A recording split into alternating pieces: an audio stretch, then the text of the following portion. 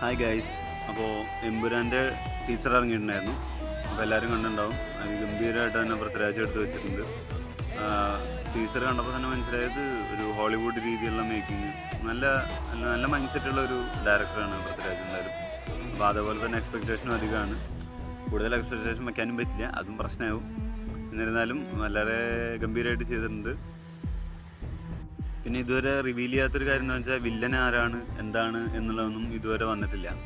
First പടത്തിൽ ലൂസിഫറിൽ തന്നെ സ്റ്റീഫനെതിരെയുള്ള ഒരു വില്ലനായിരുന്നു. അപ്പോൾ അത് ബോബി ഓക്കെ ആയിരുന്നു, ബോബി സൂപ്പറായിട്ട് ചെയ്തു, ഇല്ല എന്ന് പറയുന്നില്ല. പക്ഷേ സെക്കൻഡ് മൂവി എന്ന് പറയുമ്പോൾ അത് എബ്രാം ഖുറേഷിയാണ് ഹീറോ. അപ്പോൾ ആ ഒരു ചേഞ്ച് വരുമ്പോൾ വില്ലനും അതിനനുസരിച്ച് മാറണം, എന്നാൽ തന്നെ പടത്തിനൊരു ഇമ്പാക്റ്റ് ഉണ്ടാവുള്ളൂ. അപ്പോൾ ഇതുവരെ ആരാണ് വില്ലൻ എന്നുള്ളതൊന്നും പുറത്ത് വന്നിട്ടില്ല, ആരെ ഫോട്ടോയൊന്നും കണ്ടില്ല. എന്തായാലും നല്ല എക്സ്പെക്റ്റേഷനാണ്, നല്ലൊരു വില്ലനായിരിക്കും എന്ന് വിചാരിക്കുന്നു.